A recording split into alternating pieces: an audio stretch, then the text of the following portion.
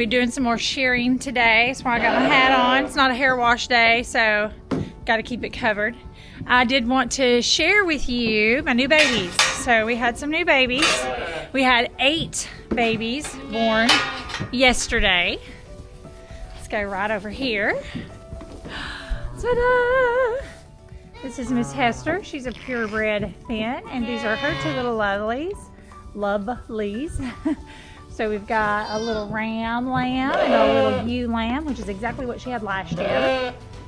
This is our Trudy girl. Where's our babies? Oh, there we go. Can you see this cute little one right here? And she was just this is our little girl. She only weighed 3.25 pounds. That's crazy, but she's doing good. She's been up nursing. I've seen her up, wagging her tail. And then these are 2 little rams.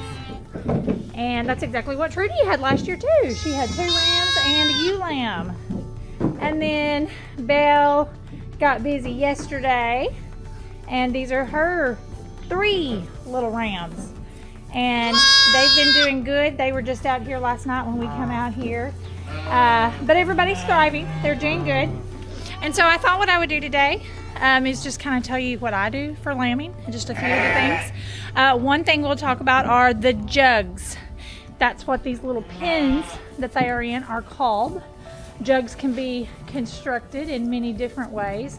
These are actually dog panels that we ordered, and I honestly can't even tell you where we ordered them from at the time right now. But so those are dog panels, and then my husband has made these little dividers, which a sheep could get over this, but mamas don't really have a desire to go away from their babies. So unless you got a bad mama who wants to get away from her baby, and then you might have to have a higher separation there. But these are our jugs. So somebody asked me yesterday, you know, when should I put them up? How early should I put them up in order to capture them in the jug before they lamb? And my answer is that I don't jug them beforehand.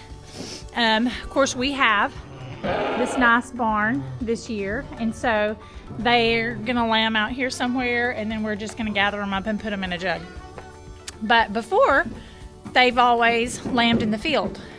If I absolutely 100% felt confident that they were gonna lamb, sometimes I have put them up in the barn.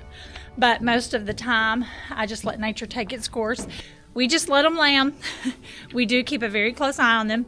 Excuse me. And then we get them up in these jugs. We're going to keep them in here for, I'm probably going to keep them in here, I don't know, 3-4 days. And that can vary. That's going to vary according to how well they're doing.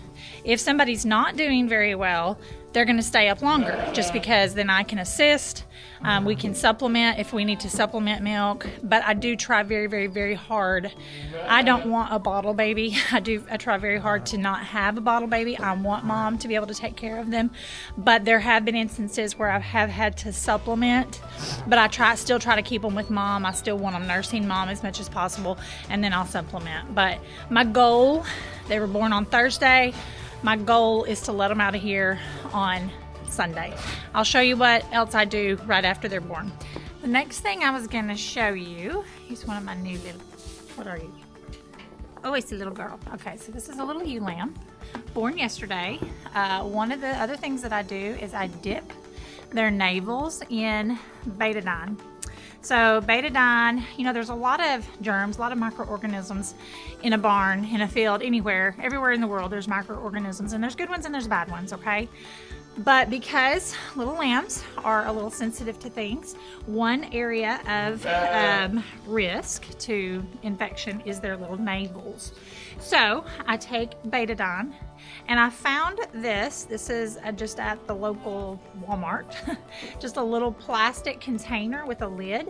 I put the betadine in here, and instead of wiping, the reason that I dip the navel instead of wiping it is because dipping it is going to allow better saturation of the umbilical cord all the way up to the belly to get those hard to reach places, to kill any bacteria and keep it from traveling up the umbilical cord and into the liver, where it can cause a lot of problems. They can be very sick, and I mean, they can die.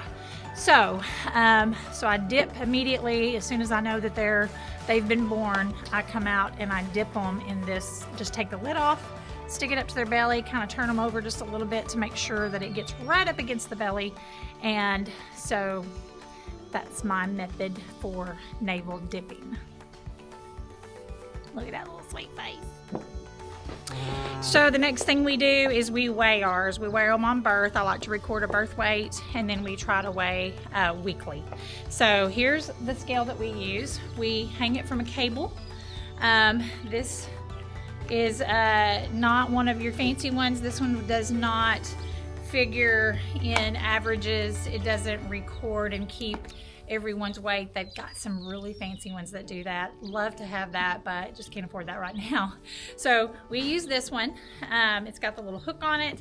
You can use whatever metric system you want to use. I do pounds and ounces. And then we have our sling. I like this sling better than the sling that I had last year because it has this front. Can you see the front latch? I don't even know what you call that. Their little front feet come here, and then their heads up here, and it just helps hold them in a little better because they're a little afraid of heights. And sometimes they get up there and they start doing this little number and they can topple out. I mean, we don't usually let them topple out and fall to the ground, but anyway, this holds them in very good. We stick them in there, we zero this out, we hang it on there, and we get a very accurate weight. And we'll start doing that weekly.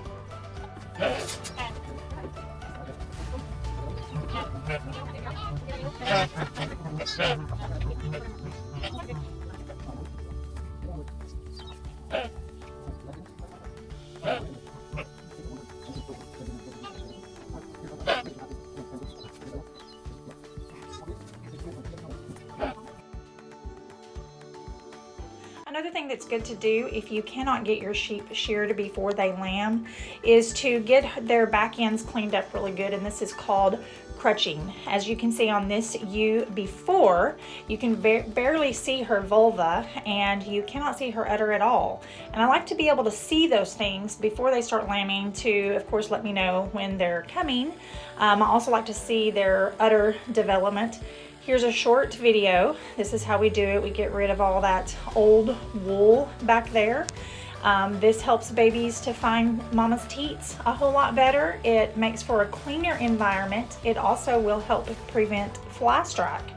And here she is afterwards. So you can see everything that you need to see quite well. So if you can't get them sheared, you can crutch them.